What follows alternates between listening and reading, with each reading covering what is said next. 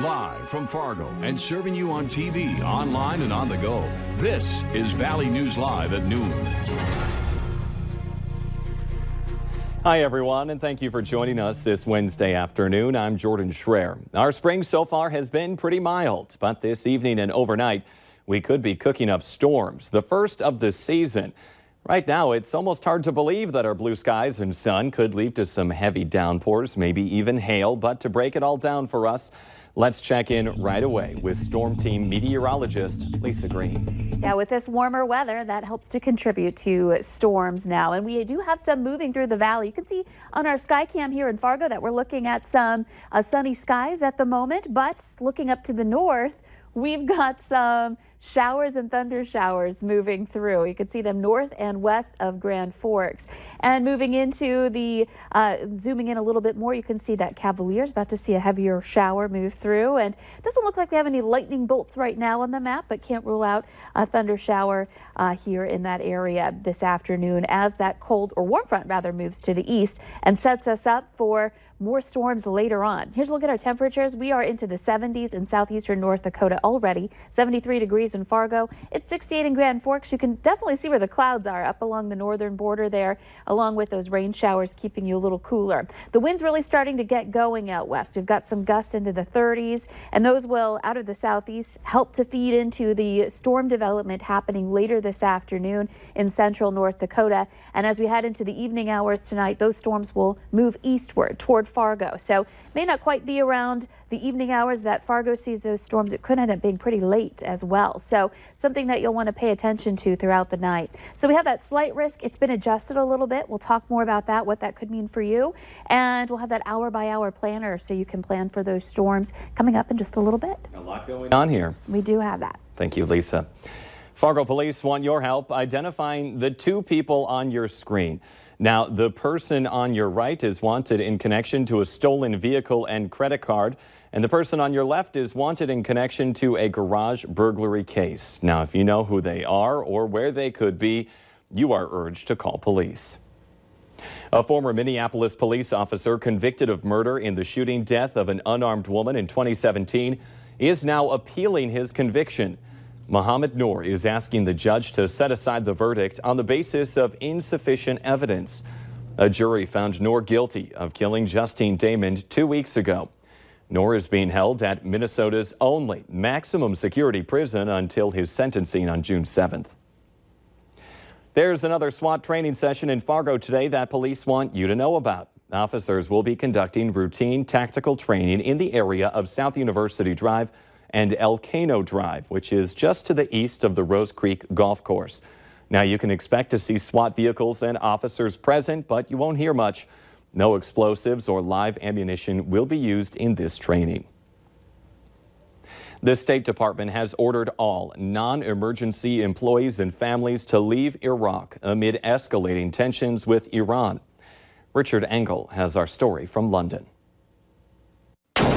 U.S. officials tell NBC News the Pentagon has drawn up contingency plans that include sending up to 120,000 U.S. troops to the Middle East if Iran attacks American forces or accelerates work on its nuclear program. The story was first reported by the New York Times yesterday.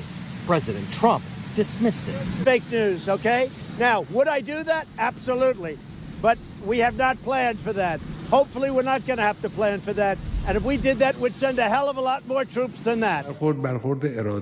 A short time after that, Iran's supreme leader seemed to respond in kind, saying, "We don't seek a war with the United States." But risks remain. The U.S. accelerated the deployment of an aircraft carrier strike group to the Persian Gulf this month to counter what U.S. officials described, without providing specifics, as threats from Iran or its proxies against U.S. forces. And this weekend, there was a mysterious apparent attack on 4 tankers in the Persian Gulf, 2 owned by Iran's enemy, Saudi Arabia. Iran denies responsibility. And then overnight, CENTCOM announced that thousands of U.S. troops in Iraq and Syria have been put on high alert because of what it called credible threats from Iran or their allies. In Syria, where some 2,000 U.S. troops helped defeat ISIS, Iran has military advisors and the support of Hezbollah, a battle-hardened militia. In Iraq, U.S. troops may be even more exposed. Iranian-backed militias are widespread, including within the Iraqi security forces. This morning, the U.S. State Department ordered the departure of those non-emergency U.S. government employees from the U.S. Embassy in Baghdad and the consulate in that region. Birth rates in the United States dropped to another record low last year. New government data shows there were roughly 3.7 million births in 2018. That's down 2% from 2017. The number of teen births continues to decline, dropping another 7% last year. C-section deliveries also decreased after a brief uptick in 2017. However, preterm births increased for the fourth year in a row. In our consumer alert this afternoon, a new survey reveals the best and worst cities to start a career. New college graduates will soon be launching their careers and deciding where to settle down. It can be a daunting task. According to WalletHub, the best place to start a career, Salt Lake City, Utah.